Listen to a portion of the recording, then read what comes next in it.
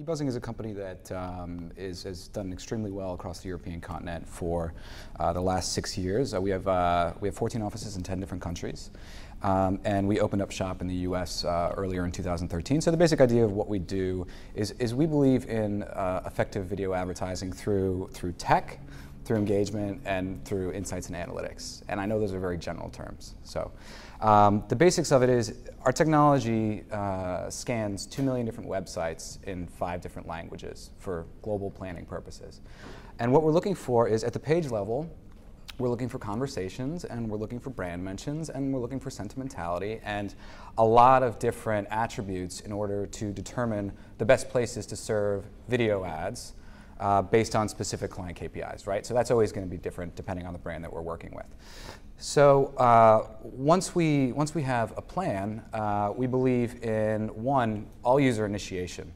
You know, a lot of the conversation that we've had is based on viewability, view-through rate, and engaging the consumer. So the way that we think about that is, from a viewability standpoint, put the ads in places where people are going to engage with them, right? So typically, as we all know, that's going to be a place where the ad's actually on the consumer's screen.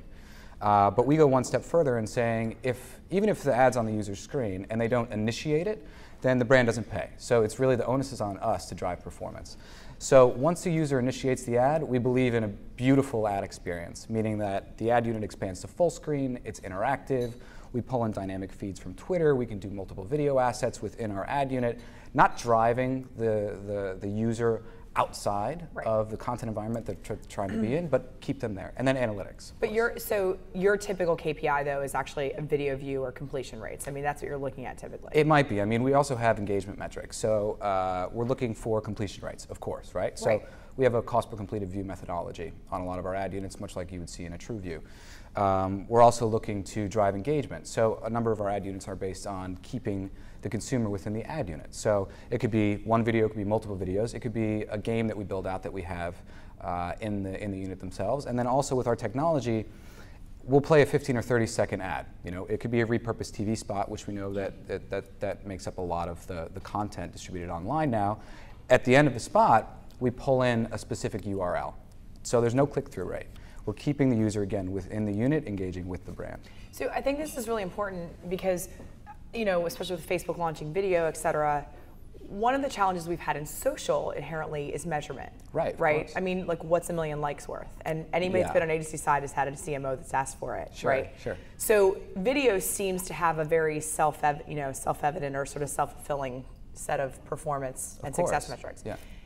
Do you think that brands are going to start to look at social differently now that video is a much greater part of the conversations that are occurring within timelines and everything else on these platforms? Well, I don't think they look at it differently. I think at this point in digital, and specifically video and social, it can be one platform. I mean, we think of video as a social currency. So,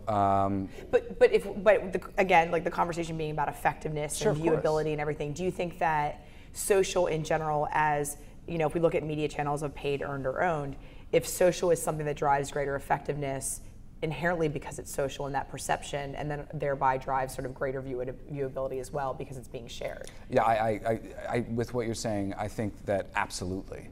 You know, I think it was Rob yesterday that was talking about, you know, organic media and earned media, and a lot of times he was saying you get what you pay for, and in a lot of our platforms we focus on driving earned media, and earned media for us is driving social activity and conversation around video. So obviously we have our distribution channels, but a big part of that is also trying to drive the social conversation. So with the unit that we're talking about, people can share it to Facebook, people can share it to Twitter, and I know this isn't a new concept within our industry, but we're doing it with a very tech-heavy basis.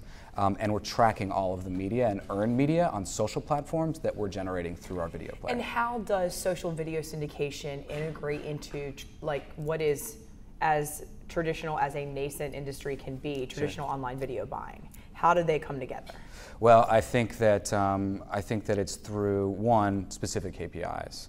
I think that are the same between social syndication as a paid channel. Right, they can be. And I think it also depends on the type of media that you're distributing, meaning that social video has traditionally been a branded entertainment volume stream in terms of distribution. With us, we don't consider ourselves a social video company. We think that the social video, people look at engagement, they look at view through rate, they look at shares.